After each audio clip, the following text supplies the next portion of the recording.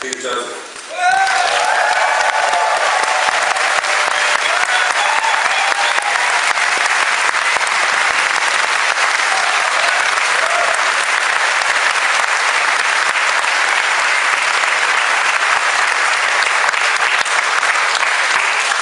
Thank you very much. Can you hear me okay? And I want to thank the London chapter, which has been such an amazing chapter, and Tommy and Ed and Simon and everybody that's been doing it too.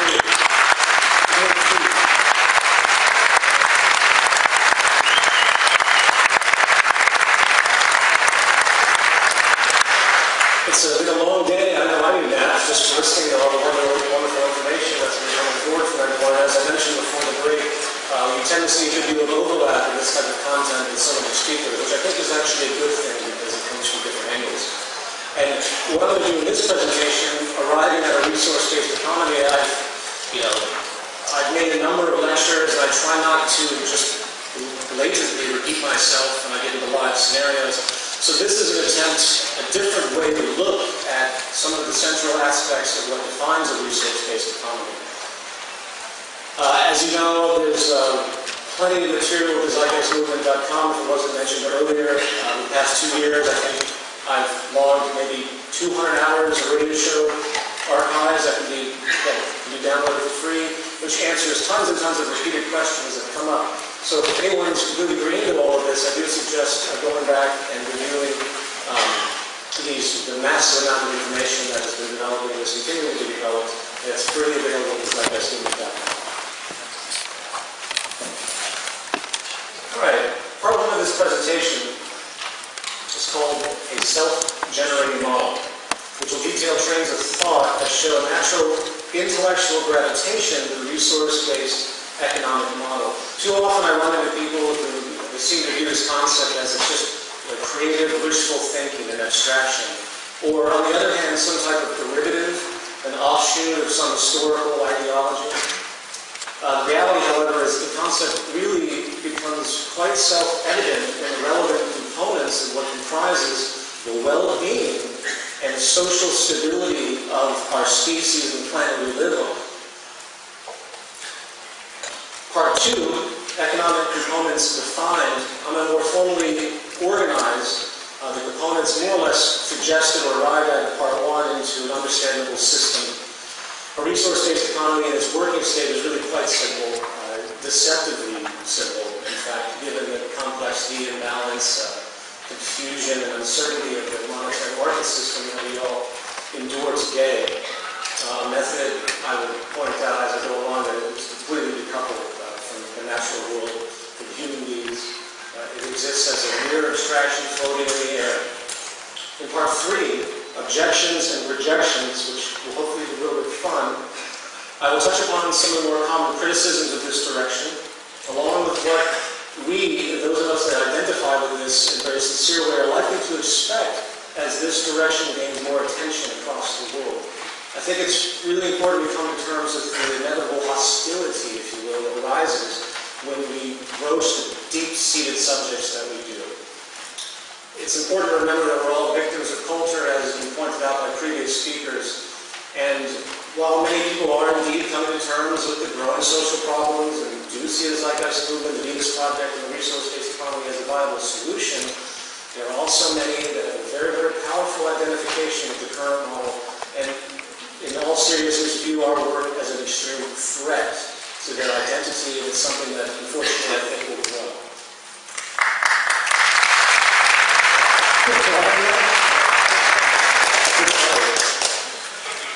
Then in part four, I will talk briefly about the transition, something that's also been alluded to very well. Come at it from a similar angle, a little more general. The complexity and lack of predictability it holds, of course, is often elusive to those that immediately hear about this information. Of course, ask the question, how do we do it? Changing the world is not easy, especially when the concept presented is probably the most radical social shift the species has ever faced or considered. But this is why we're here. The core interest of the Zeitgeist Movement is, in fact, actually the defining interest is to put our heads together, to work together to figure out how to actually get this done. That's why we're here. If anyone, by the way, is simply waiting for me to tell them what to do, or anyone else to guide their way, I'm sorry to be disappointed. The Zeitgeist Movement is not a follow-the-leader movement. The only way this movement will work is if each one of you in this audience, each one of you listening to this webcast, each one of you viewing this event archive in the future, and sees the merit of this, is prepared to take the time and sacrifice to become an expert on this material and be able to transmit it to your fellow man in a fluid way. That's how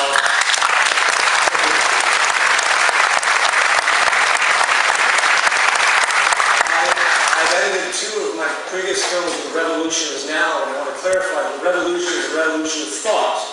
It's a revolution of creativity, of thought, and ingenuity, a revolution of consciousness. So I want to just understand, make it very, very clear that this is an information-based movement. It's an enlightenment of understanding what can be if we care to. All right, part 1, the self-generating model. A wise man once said, the most profound understandings tend to be the most obvious yet overlooked.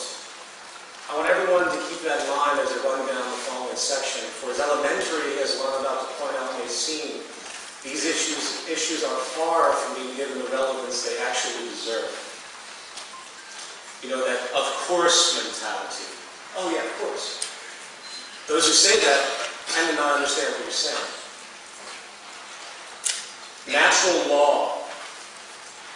A natural law is a property of what we call nature, or in effect the whole of the physical phenomenon around us to which we are symbiotically connected.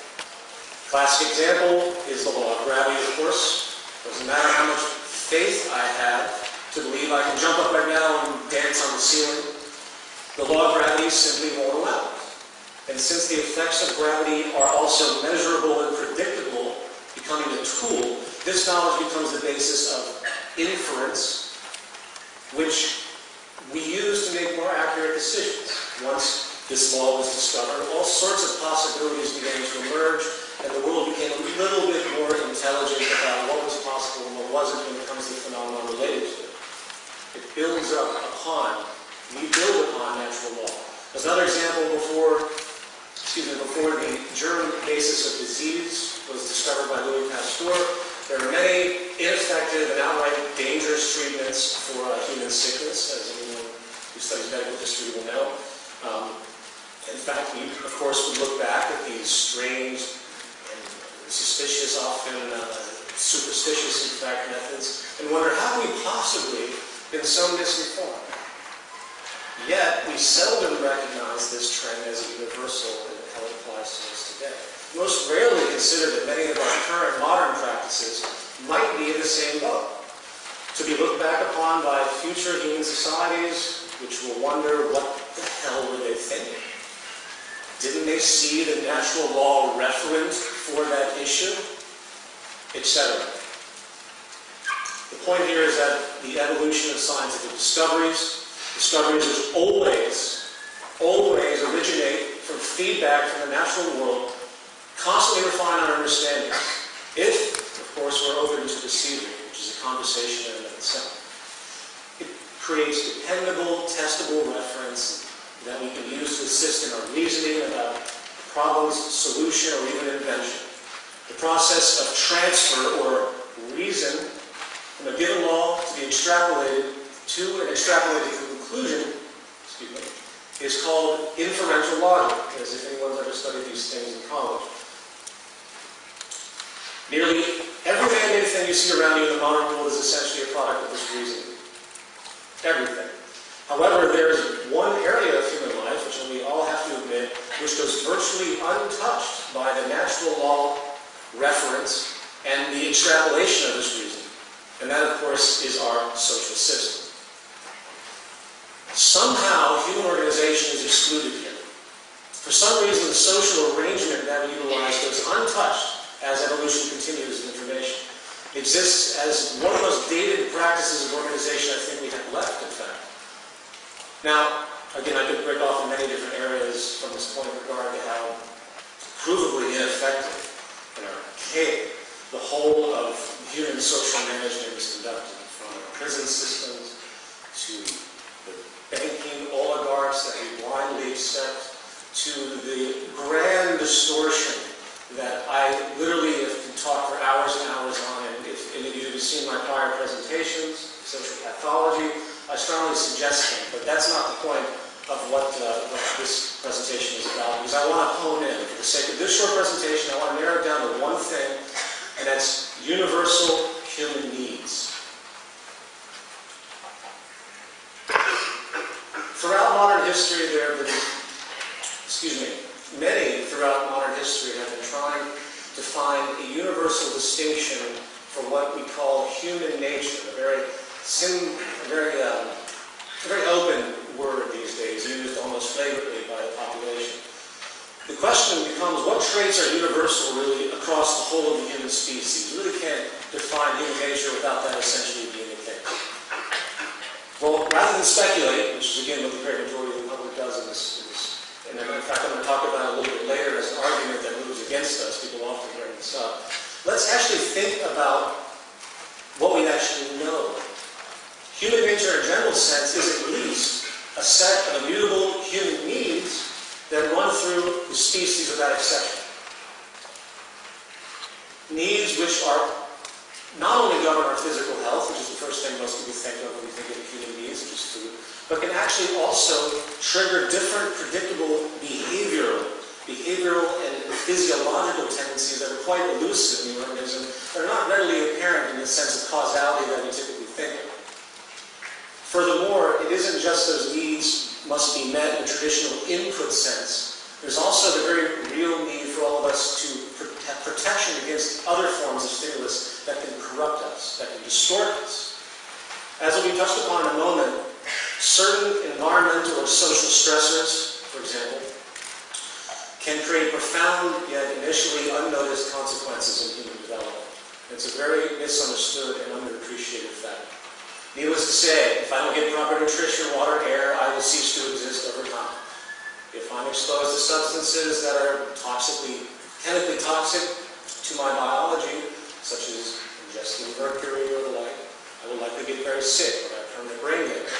If I suffer a serious vitamin deficiency as a child, there's a predictable detrimental outcome for my personal health, such as stunted growth or immunity deficiencies. But human needs, of course, do not stop at that basic level, and this is really the highlight of this.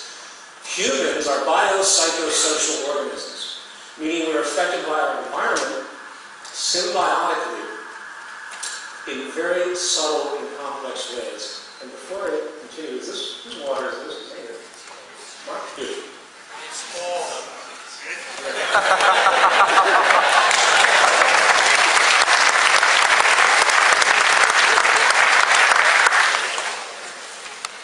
For instance,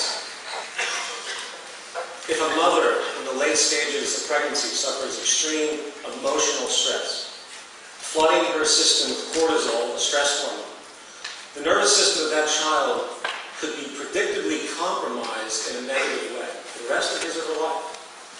For the fetus is in a stage of learning about what the world actually is. It's a natural evolutionary adaptability of the growing organism that's extremely important at the earliest stages, including in utero. This goes for infancy and early childhood as well, a critical developmental period where the organism is literally being programmed, adapted to the possible nature of the world they exist in. An impression, by the way, which has been found to carry, again, for the entire life of that person in certain ways. If that critical period is met with severe negative stress, suffering, pain, abuse, that child's development, as we all know intuitively, could develop into predictable tendencies of behavior from what science has been able to teach us, propensities such as addictions and violence in later life. The point here, with respect to human need, is that the physical, mental, and emotional health of a person can no longer be considered an isolated temporal affair. We are social and environmentally connected in an extremely real way, multifaceted. In fact, as an aside, the historical absolute notion of free will, which was touched upon earlier very well, a blanket assumption which is at the core of our legal system, can only be a myth when this understanding is observed. And while, of course, genetics has its obvious place, which I will touch upon a little bit later, there is little denying now that the variation that we see in human health, disease, and in fact human behavior appears to be significantly the result of our social and environmental conditioning, highlights through human needs being met or not being met. In other words, while it's obvious that there's cultural conditioning happening, when it comes to our bare needs and the spectrum of those, it's accentuated when those distortions, when those impressions are met or not met, when we do not get what we need or we're imposed upon by something that we should not be imposed upon. And the life cycle itself, the pre-programming, pre-learning we have as an organism, has throughout the cycle different responses to those needs. And naturally, the younger you are, the more the effect will pertain and continue for the rest of your life, the more severe the effect. The problem, of course, is that there is an overall lack of acknowledgement of the biopsychosocial context of human need and its profound effect on us. It goes essentially unnoticed overall by our educational system, the prison system, not to mention its contrast to a competitive economic world driven by a mentality of independence and self-interest. I would even go so far to say that the core idea of being responsible and caring towards each other, or even the environment, in fact, on many levels, is actually held in hostility and contempt by many that have been conditioned by the current model.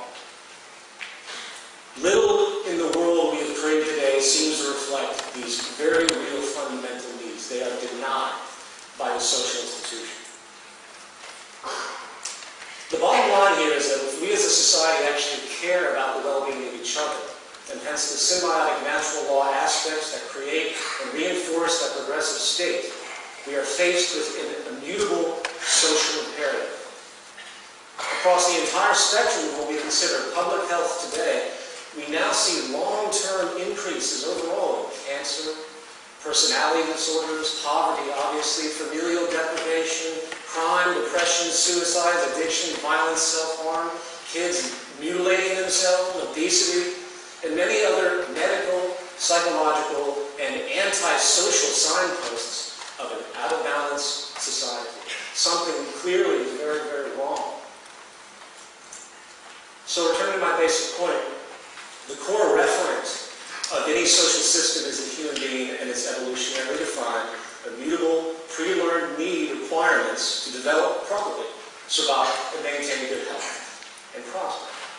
To meet those needs, it becomes a given to have proper management of the Earth's resources and intelligent societal organization to make sure that the biopsychosocial elements, the interconnectivity, is also designed to support us in all the complexity that pertains to it. Anything less, frankly, is really negligence.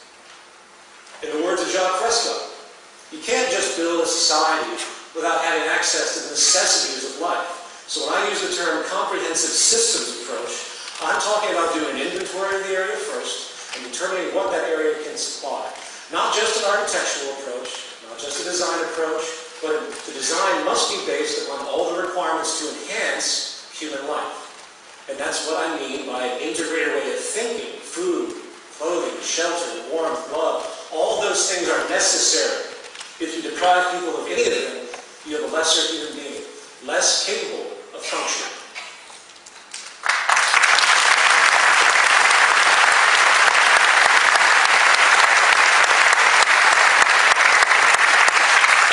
So in the end, public health, in the broad view, is the ultimate measure of the performance of any social system, along with the intelligent management of the Earth, which provides the core resources we need, coupled with social conditions, for example, reduced negative stress. That's paramount to a healthy society.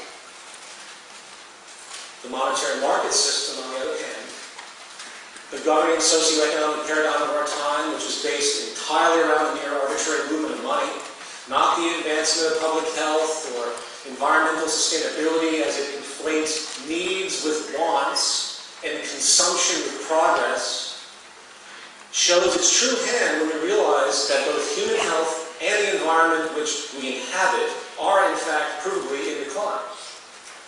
You can take all the monetary economic theories, as brilliant and sophisticated as they may sound, on paper and their grand-loaded rhetoric of supposed freedom and democracy, and simply compare those ideals to what is actually happening today. There's no contest. In fact, if there was one word to me which summarizes the current socioeconomic paradigm, it would be inefficient. The monetary market system simply has no direct physical reference for any decision, since the entire model is based on the irrational, scientifically empty whims of monetary exchange and often fictional demand. No overarching consideration for the interconnectivity inherent in the world you see around you, no structural interests to efficiently meet the spectrum of human needs and make sure the integrity of each human is sound, regardless of the adverse consequences that personally and socially that is denied. No consideration for the resources which allow for our survival and hence fulfill our needs. In fact, no consideration for the natural orders of balance at all. It is virtually baseless in the light of governing natural law and its demands and restrictions which are immutable. And the world you see around you is proof of that. A resource-based economy, on the other hand, is very, very different. Let's bring this to part 2. Economic components defined. A resource-based economy is a direct response to natural law, inferentially derived to figure out how to best meet the spectrum of human needs in the most efficient and sustainable way possible, taking into account what actually supports us, which is the symbiotic relationship of the earth and this delicate, providing biosphere we all share. From there, we are able to arrange society with very little need for human opinion, if our collective goal, of course, is to maximize our sustainability, human health, and economic efficiency. This system is self-evident. The goal of a resource-based economy, of course, is to achieve peak ecological sustainability and operational efficiency while meeting the spectrum of essential needs of literally every human being on Earth without exception, adapting itself to new scientific understandings in human and environmental discoveries as they arise, and applying it immediately without any interference whatsoever once the validity, scientific validity of those interests are proven. Now you notice in the prior statement about needs and wants, you notice I said the wants of every human being on Earth. But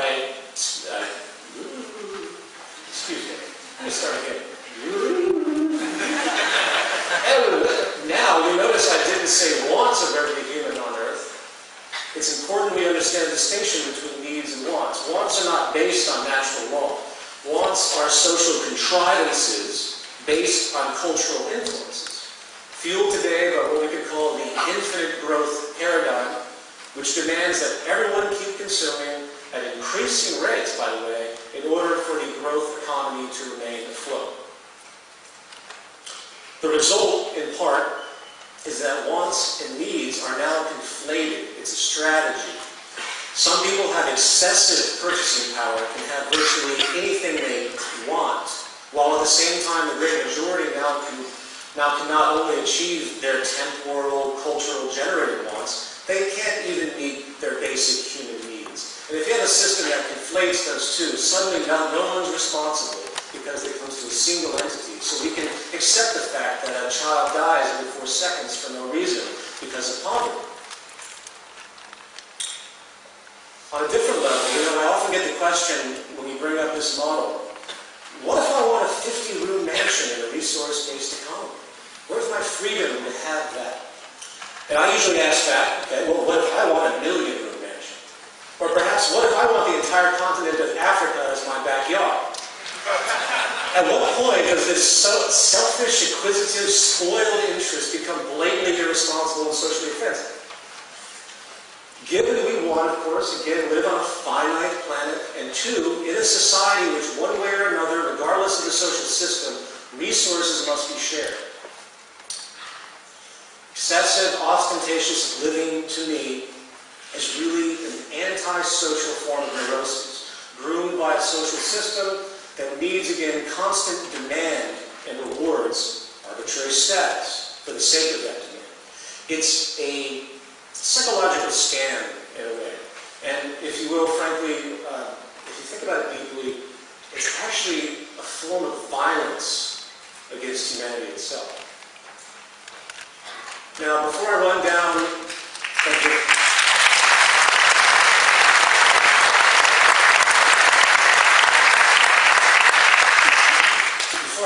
the dominant economic considerations underlying the mechanics of a resource-based economy, I want to conclude the subject on needs and wants by pointing out the brilliance of Jacques Fresco's work with the Venus Project and his focus on advanced understandings and methods.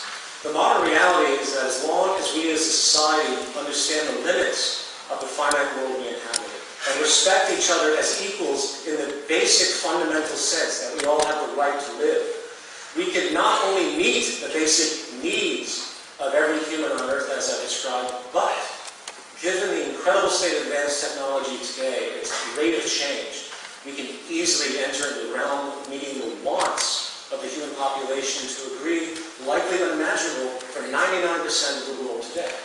We can create a vast material abundance if we simply updated and organized ourselves efficiently using modern understandings.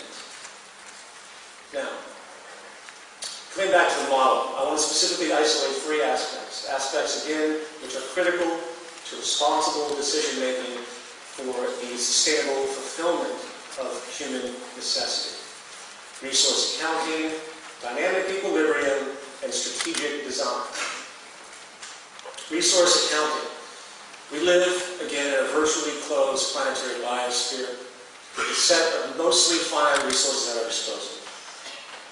Given this reality, the logic becomes quite clear as to our responsibility if we wish to allow our habitat to sustain itself for future generations.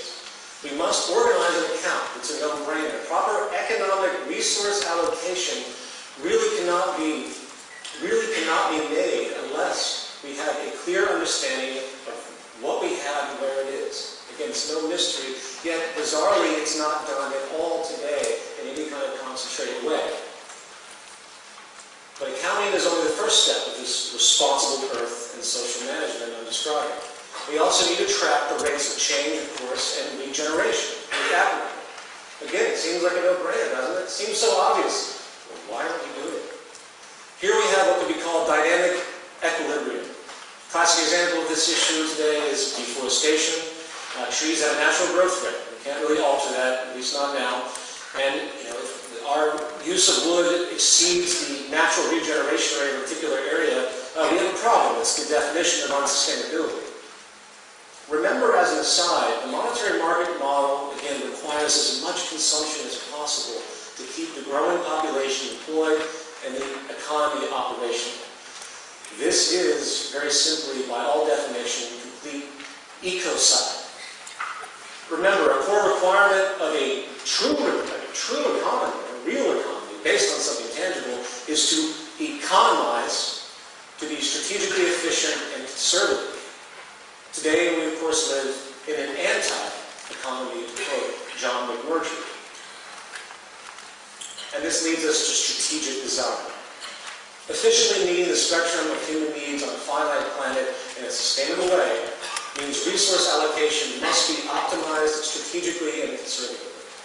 Today, this is haphazardly done through arbitrary monetary rationalizations. It is about what can be afforded by the producer or the consumer, not what the most efficient strategic use actually is. Not to mention the issue of longevity of a given good and the method to be used for its eventual breakdown or recycling. None of that is considered in the initial design of anything, for as I mentioned prior, it's all about constant turnover. Remember, an economy is about increasing efficiency at all times. It's about doing what is most scientifically correct, not what some company can afford in order to remain competitive in the market system. We need strategic allocation and design as derived from proven technical parameters that assure maximum efficiency and sustainability. Anything less, again, is just absolute negligence when you really sit down and think about it. It's beyond depressing and enraging when you see what's actually occurring. So, resource accounting, dynamic equilibrium, strategic design. This sets the basic underlay of the resource-based economy model. These core components are the basic orienters, if you will, which take into account the natural law I just described from the standpoint of Earth and human systems, which are the two component attributes in the broadest scheme that essentially in consideration here. There's more, obviously, there's the environment and everything else, but we are here to sustain ourselves. And naturally, of course, symbiotically related, we have to sustain the planet and the entire ecosystem simultaneously, including the bees that pollinate, health of the oceans, and everything else. So sometimes I kind of argue against me, say, well, this is too human-centric, which I thought was extremely interesting. You know, because people have so much sympathy for animals and everything else, as which they should. But you have to understand that it's all worked in. It's all one big system. The extinction spasms we see are detrimental to us, depending obviously on what they are. Everything that's happening is both natural, but it's also interfered by what we're doing. The fact that we still have certain areas of the planet that have to do manual pollination because of the death of bees in certain regions is a truly horrifying and revealing notion regarding the state of affairs today. So, let's continue the inference now. Building upon these 3 points, we can then arrive at the following specific points. And I am going to be making a little bit of a jump here because of the time restrictions of this presentation. We need to move from a growth to a steady state economy. Dynamic equilibrium cannot be maintained in a growth economy, for constant growth is impossible on a finite planet. 2, we need a collaborative system, not a competitive one. Strategic design, as I just discussed, cannot be fulfilled when cost efficiency is in play. The competitive system is wholly irresponsible and inefficient. I'm not even talking about a moral issue here. It's intrinsically antisocial and corrupt, I will admit that, but it actually doesn't even work. 3, we need a planned system. A system designed to take into account resource allocation, dynamic equilibrium, and strategic design explicitly in a unified way, synergistically constructed. The dispersed, haphazard, free-for-all corporate system doesn't even come close, and the lack of efficiency is simply unacceptable. We've been living as though we are on a finite planet. People behave as though they've been groomed into this idea that we have infinite resources, and as a natural consequence of what's occurring today, water, food, oil, energy issues, this rude awakening is finally taking the world by storm, or it most certainly will very soon as time moves forward if nothing's done.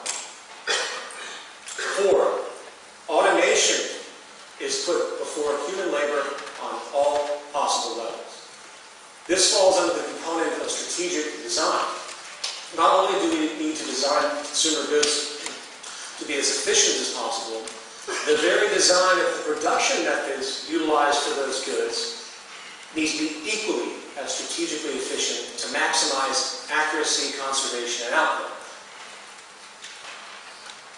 Productivity, as I described before, is in fact now inverse to employment in most sectors studied, which means it is in fact socially irresponsible not to automate as much as we possibly can. It allows greater abundance and efficiency. Here's a chart of the G7 advanced industrialized countries showing how employment in manufacturing has been dropping while manufacturing output has risen substantially. Mechanization is simply far too productive to be ignored. It is, again, irresponsible not to employ mechanization in every possible economic sector at this point. And 5, as was pointed out earlier in the presentation, I'll reiterate this, we move from property to access and removal of the monetary exchange. I'm a filmmaker, and I have 2 closets jam-packed full of film equipment and grip equipment that I'll maybe use fully once a year at best. So I have to hoard all of this stuff. I would prefer not to have it at all and rent it. But in this system, I lose money in the long run. It's detrimental. It's inefficient economically due to the repeated costs and no resale possibility or investment. So in order to be economically responsible, which we all are forced to be, I have to store it in my apartment. I would prefer not to have to do that at all. In a resource-based economy, there's no such thing as investment. relative value over light. So I could simply acquire my cameras from the access facility, use them, return them like a library. It'd be beautiful. And if you extend this idea to the whole of the goods sector, the realization is that we can actually reduce production and the use of resources because they are being spread around, while counterintuitively, simultaneously enabling more access to the population when they need it. I hope everyone gets that. Strategic access is incredible because it's enabling more people to have more access with less resources consumed. Now, I know it's very difficult to think about, how a property-less society would work from a protectionist standpoint, given the world we live in today. No one's going to steal your car if they know they can't resell it or if they gain access to it themselves. People often forget why so-called criminal behavior occurs. There's reasons, and those reasons can be resolved. The system itself that we want to create here is simply designed to meet those needs. That's what an economy is. That's what it does. Money is no longer needed in a world that has an access abundance. And, of course, a population that actually understands what it means to live on a society where humans have to share the resources, and it's a finite planet to realize that point. Is it perfect? No. It's not a utopia, and there are a series of holes that even I can punch into it, but that doesn't mean they're not resolvable. It would be cataclysmically better than anything we have now, which is damaging ourselves and our environment is on pace to be getting worse exponentially. This brings us to part 3, objections and projections. Now, I'm moving very quickly here. The preceding resource-based economic model treatment is a very compressed primer. Joe did a wonderful job of a more extensive treatment of this, which is similar to other lectures that I've been giving, and of course our orientation guide. So I want everyone I'm really happy that a thorough explanation was given, because this, if you weren't familiar with this would be very, very truncated, which it very much is. And I really encourage everyone to follow up with your questions with all the resources that we have at the ZeitgeistMovement.com. One thing I do recommend as a counterpart to the human necessity angle to build up inferential logical approach that I just noted is a section called Project Earth. I did a lecture called Where Are We Going? Well, there's also, of course, a truncated version of that in the film Zeitgeist Movement 4. So please know that there's much more to it than this, but I hope the reasoning of what I just described is coming through. My goal here in that description was to approach it from the angle of human need, which is something, unfortunately, we don't think about. Not just the human need aspect, but also the systems Earth approach and the relationship between the two and what we have to do to find balance. Maximum efficiency and balance to enable as much prosperity as possible. That's the equation. That's the calculation. Now, my goal with part 3 is to not only address some very common criticisms and speculations that come up regarding what we just described and all the other materials that we have, but also to use those points to further communicate some other important issues of the resource-based economy. But before I begin, I think it's important to discuss something that's very important to me that I see rising in the community, on the internet, and my own personal experiences and interactions with people, and that is the issue of violence in communication. Needless to say, we're all victims of culture on one level or another. That means we've been influenced and groomed in certain patterns of thought in our environment. And one of the cultural staples of modern society, unfortunately, is the use of verbal violence to support one's position. And sadly, I don't know anyone who doesn't impulsively engage in this from time to time, including myself. Calling people names, might not seem as offensive as physical assault, but the intent is essentially the same. The intent is to injure, to dehumanize and humiliate. Verbal violence is just a different degree of physical violence. In fact, I'm a firm believer, and I've done a tremendous amount of study on the work of Martin Luther King and Gandhi and all of the initiators of the nonviolent communication movement. The goal of nonviolent communication is to try and leave the door open for others to enter, if they choose to do so. To unconditionally invite them to accept you regardless of how much they actually hate you and wish to injure you on whatever level. Easier said than done, but it really is the only effective method. I state this because the nature of our work in the Zeitgeist Movement has become a magnet and will continue to become a magnet for various levels of assault. Think about it. All of us that are identified with this, we're here telling the world that what they're doing is wrong at the basic level of operational understanding. We're here initiating global change that exceeds anything attempted in human history, as far as I know. A radical shift away from everything the majority of people on this planet have come to identify with. So, hostility is not only expected, it's inevitable. And it's very important that we all be prepared for this intellectually and emotionally, and have great patience and understanding, and know how to behave accurately, if you will.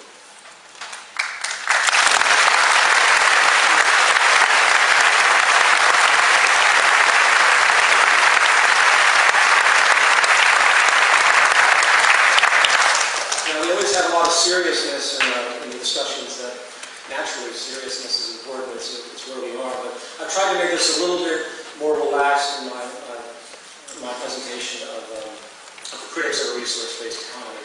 First of all, about 99% of the time, the critics of this system approach it from the standpoint of prior surface associations from history. In fact, the greatest phrase I've ever heard as of yet is someone who referred to it as Marxism with robots. Now, I'm not blind. That's Tiny the Communist Robot. He's a good guy.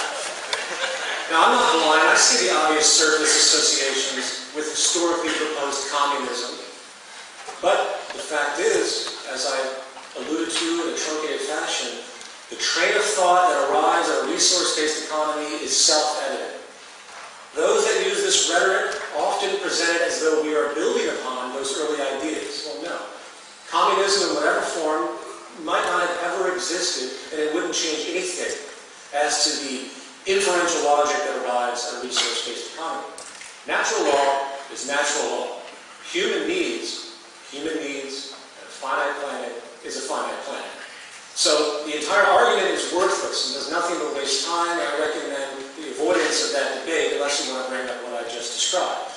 If you pay close attention, by the way, the same people that tend to impose their communist, socialist, Marxist label upon us are also the ones that rarely ever address the core foundational reasoning of the model that we're talking about. They never talk about it. They also never talk about the failing social structure. They ignore all of it and just look at the surface appearance, the cover of the book that they recognize, the projection that they manifest because of their conditioning. Next, we have a unique one that has become much more prominent, I hear it more than I care to admit, and that is the feared re-education. Since we speak about the need for people to shift their values into something that is more in line with natural law, and share the reasoning for it, of course, suddenly we're just like the early totalitarian communists who seek to put people in forced re-education camps so they can be brainwashed into following the social system. Well, actually, anytime any known idea is overturned by new information, such as when Galileo informed the Catholic Church that the Earth was in fact not the center of the universe or solar system, re-education had commenced.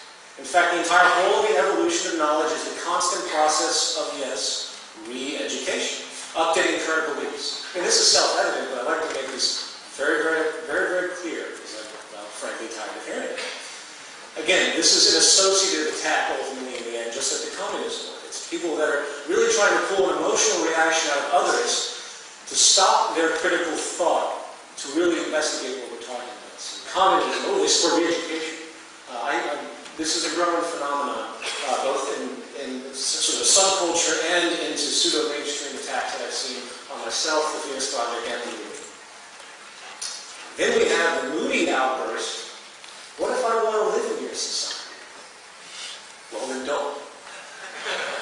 Just as arrangements exist for subcultures today to reject modern life, in the future, equally as viable conditions can be met. If a group wants to break off and go play their little Monopoly game somewhere, go ahead.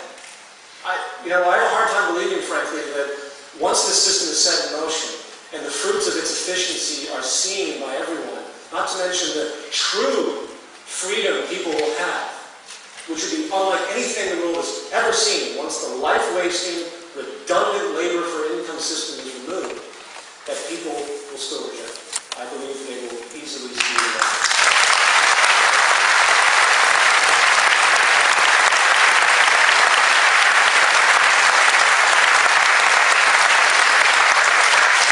And then there is the carryover anti-socialist propaganda echoes, where anything that regards an equitable distribution of resources or wealth, anything, is evidently just an assault on all the honest capitalists, stealing their hard-earned wealth and property.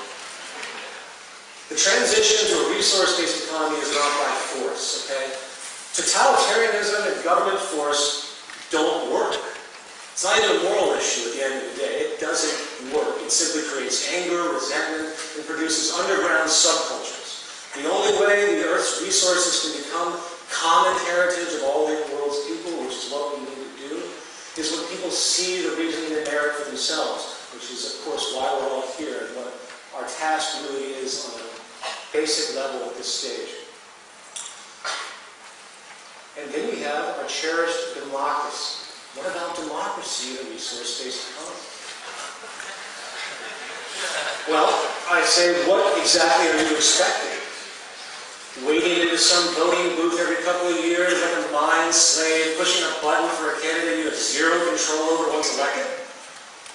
It really, when you step back, you can hear the irritation in my voice because, in my all sheer honest opinion, I can't believe that it's still around. I can't believe we're still doing it.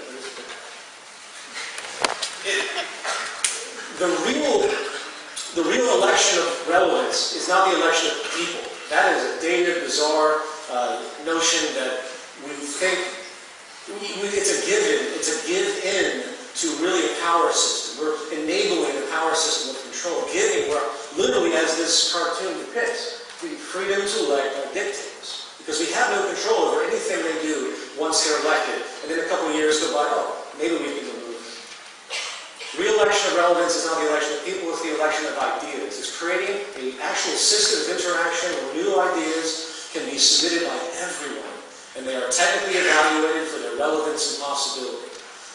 Please see the orientation guide that we have at the ZeitgeistMovement.com for the proposed central database program, an extrapolation of modern AI understandings. It sounds fanciful, it sounds like science fiction, but these realities are coming to fruition very, very quickly. And decision-making processes, the digestion of information, even through our crude language, is becoming viable through automated systems. And it would mediate our human interaction and evaluate proposals objectively, as opposed to a political party with lobbyist influences that might see our idea as viable in a scientific sense, but because of their influence, they will override it, which happens on a daily basis. I probably shouldn't have to even explain that. Okay, and then we have collectivism doesn't work. And this is a very common one. Collectivism just doesn't work. If the core basis of collectivism, and its foundational definition, what is it really? It's simply a group of people working together for their common good as a whole. If this wasn't working, we wouldn't have business, we wouldn't have military, we wouldn't have sports teams, we wouldn't have people working in any group effort whatsoever. As far as using the model of the collective as the basis of a social system, which is of course a very large extreme of such an idea, and by the way, which has never really been seriously tried. People throw out the collectivist notion as though historically, the early communist states, that these were true collective societies. No, they were not. They were always dictatorships by design, autocratic, which is not collective. A real collective is simply society working together as a team, like a family, in fact. Imagine that. And the last one for this section, my favorite, is against human nature. We are simply unable to work together on a large scale because of our evolutionarily embedded self-interest. No hope, we're stuck, everyone go home. To this day, I'm amazed at how many people I run into with no education on the matter whatsoever, not opening one book, that throw out the human nature argument as the immutable force that will never allow any type of community, anything really, to come to fruition. Especially, of course, at least as to come. Just recently, I read an article that was produced essentially by the John Birch Society, which is a right-wing anti-communist group. At the very last paragraph of this bashing of Zeitgeist and the Venus Project, they're like, well, Jacques Fresco, he can have his little fantasy, it's nice and cute, but unfortunately human nature won't allow it. I can assure you that the guy has never done anything to research what that actually means. It's the last bastion of those who have nothing else to say in defense to support their indoctrination.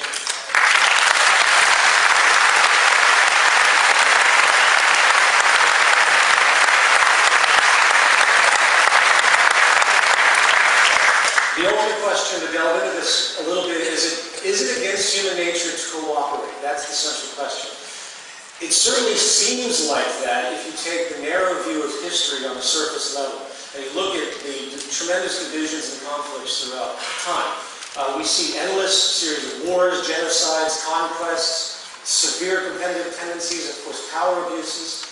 And given that's the power we recognize historically, given that we see this in our history books, with no real background as to the foundation of why that occurred, it's easy to assume that it must just be human nature. It's just the way we are. Forget the environment. That's our program. Now, that's essentially the core argument. If it's historically reoccurring, it must be human nature. However, we do see, this is what's ignored, that human beings do cooperate extremely well in a certain environment. As much as I don't like the military, it's a collective. It is a unified system working together. It is a collaborative system. They train and work together, and they do so very well. Granted, they are competing against a common enemy, so there's your division, but cooperation is existing nevertheless, even if it's isolated. I had a conversation with a behavioral biologist at Stanford University, and he made a very unique point to me regarding the subject of self-interest and the us against them pattern that exists, as he's seen it, for almost all primate species, including ourselves, of course. It appears that the human species is very, very different in its us against them issue. While it's concurrent, while it exists, obviously the pattern exists, the malleability of who the them is and who the us is almost as arbitrary as anything else. On a dime, we can turn the other cheek and find a new enemy. So, who is to say that that enemy has to be another person or group? The conditions might certainly be dictating that due to the scarcity of the environment, perhaps, which is, of course, probably the reality. What if the human species came together to move against other enemies, perhaps true threats to the survival of the species as a whole, which, of course, as we've seen in Japan, are natural disasters and diseases? Why can't that be the them of the human species and we be the us?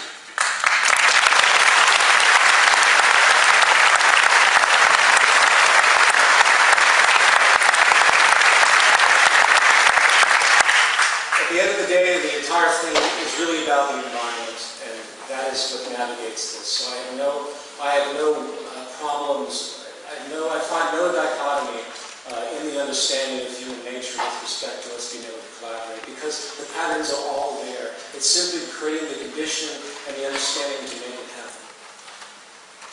Okay, so there's a great deal I could have said on the nature versus nurture, the evolutionary psychology issue.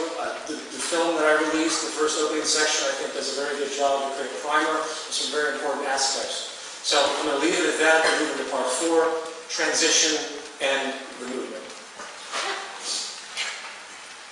The transition itself from our current system into a resource-based economy is, of course, a complex thing to consider with variables beyond our current foresight, as been alluded to by previous presenters. The central issue is awareness, of course. If the public's consciousness can be expanded to understand and accept the incredible potential the future can hold, where poverty, war, 95% of all crime, mundane, repetitive, meaningless jobs would be eliminated, But I feel, obviously, they would be more likely to adjust their values and expectations and associations accordingly. This data is coming on the heels now of a global economic, ecological, and dare I say spiritual or confidence collapse across the world. And the underlying mechanism of these problems, driven by the monetary market system's very mechanics and values, are generated to support it, show no signs of stopping. And I think we're going to see, as I mentioned earlier, an acceleration of these issues as time moves forward. I'm not going to expand on the different levels of social failure as I see it, because it isn't the scope of this program. In a lecture I called Social Pathology, which was done in ZDAY in 2009, I do a huge expansion of this, so if you want to understand the pending collapse, which deals with technological unemployment, peak oil resource depletion, water and food shortages that are pending because of failures of efficiency, systemic global sovereign debt default and hyperinflation, along with massive, well, the result, in fact, of massive civil unrest. As confidence continues to fail, people become more alienated, poverty increases, and income disparity increases as the wealthy work to protect themselves and grab as much as they can, because that is their reaction to these types of things. The worse it becomes, the worse it's going to get. I hate to say it that way, but that is the natural unfolding as has been happening. So, we're faced with a massive uncertainty, and there is no transition plan, that I can explain to you that will hold up over time. What we do know is that we need to get programs going which will continue to get this information out there and spread the word, and basically fuel the movement. One program I hope to get going, in fact, is a global redesign team. I've been briefly in conversation with the Venus Project about this, and it's also affiliated with a prior online concept called From Earth to Venus, which is going to be, well, as I'll explain, essentially, we want to objectively consider how each area of the planet would be properly redesigned for maximum sustainability. So if there's engineers in the movement, if there's city planners, it's time to come together in a virtual sense, understand whatever we can to start to reconstruct this and show the world what can be done. And then have an annual presentation, very much like ZDAY, but of a more focused element, more focused context, where the work would be presented to the world to say, hey, we just designed the entire North American system. Look how efficient that is. And hopefully, leaders, governments, people in business will come to terms with the need for this type of understanding, and it will take hold. And in a transitional sense, that might be a good starting point, where they come to these conferences and they learn big presentations about how to literally redesign the society to benefit us in the most sustainable way possible. We have this thing called the G20, Well, we need the Z20, or the Z200.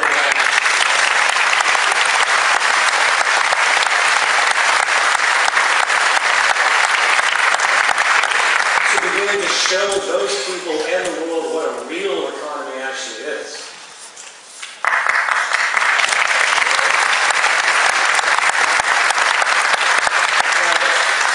Our current goal, of course, in this phase is critical mass, unifying the world to understand what actually constitutes our survival and prosperity, as we've discussed, and how the current model is really injuring everyone, regardless of their wealth.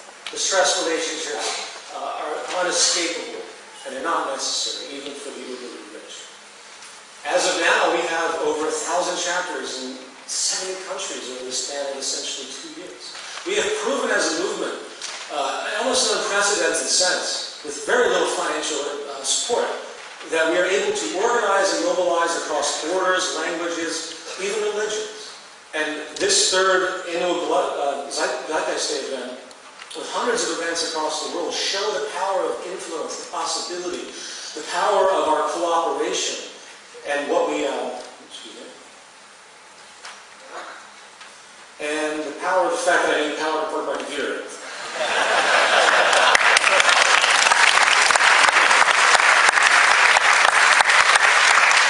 Sorry about that.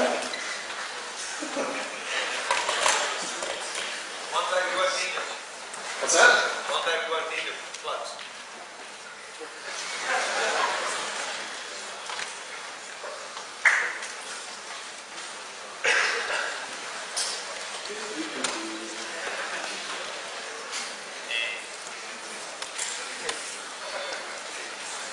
Okay. So, third Zeitgeist Day, hundreds of events across the world. We show amazing power of collaboration, amazing group effort, something that really is unprecedented. We have the ability to harness a global movement, something that I think many people have strived for but have never been able to do, and we've done in a very short period of time. And we are, in fact, in a transitional phase now, unifying the world into an understanding that our very survival is contingent upon bridging the differences between cultures. There's nowhere to hide anymore. There's no place for the type of division that exists. It's literally unsustainable. Finding the empirical common ground that we all share through our fundamental needs is really that bridge. And if we can come to terms with that, obviously, and get the world to come together, we might actually have something that we can call a civilization, to be perfectly frank. And in conclusion, I'm going to end with one of my favorite quotes of all time. The old appeals to racial, sexual, and religious chauvinism, to rabid nationalist fervor, are beginning not to work. A new consciousness is being developed which sees the earth as a single organism and recognizes that an organism at war with itself is doomed. We're one planet. Thank you.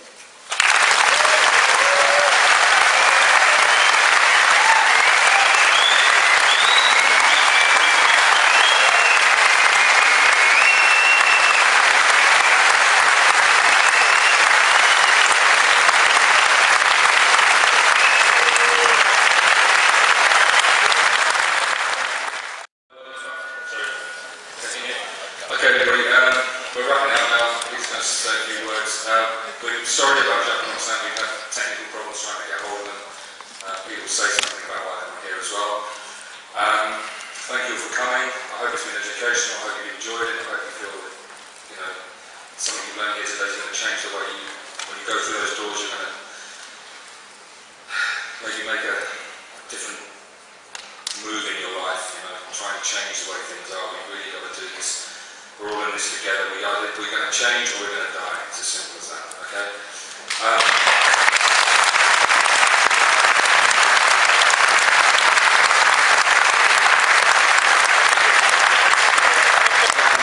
just want to thank the Quaker group for letting us hold this meeting. It's very kind of them. They're very decent people.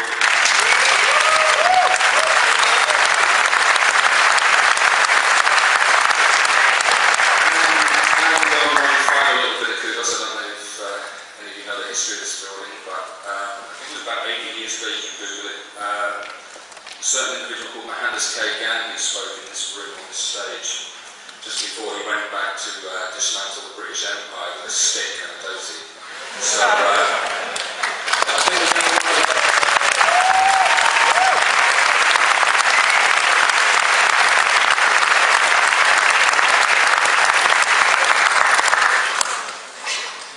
paraphrase a lot of what I'd like to say. I want all of our speakers to stand up.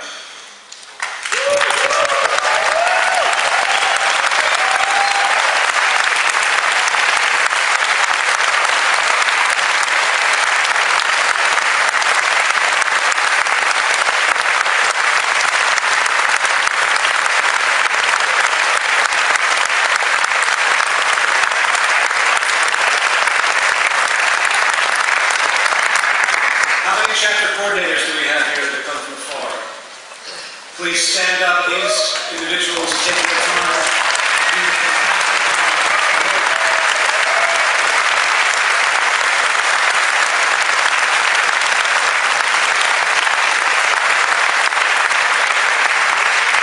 How many people here are active within the movement and something that they actively engage?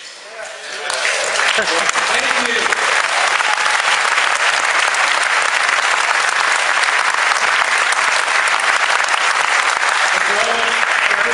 This information might be new. I hope that this vast spectrum of information, which I think, if you're not familiar with it, obviously it'd be very overloading, but it's really beautiful that all of us have come together for this, and I'm just so outrageously pleased, and I hope those of you that are digesting this information will take the time to follow through, not get too complacent with the kind of miserable existence that tends to persist out there, not feel like you don't have the time because of all the pressures of this society, maybe artificial. Believe me, I understand. So it takes another level of energy to pursue this type of thing. It's not easy. We're engaged in the most difficult move, again, probably in the history of humankind. So it takes a strength and courage. And for all of you that will continue to pursue this, I'm here for you. I hope you're here for me. Love you all. Get over.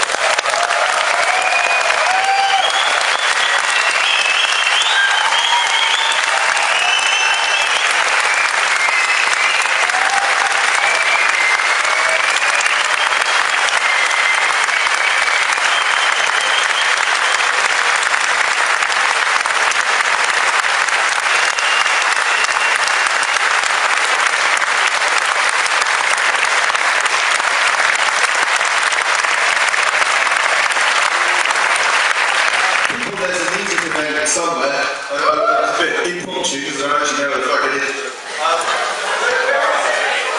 Up the road, follow the music. I don't know where it is, somewhere, so just somewhere.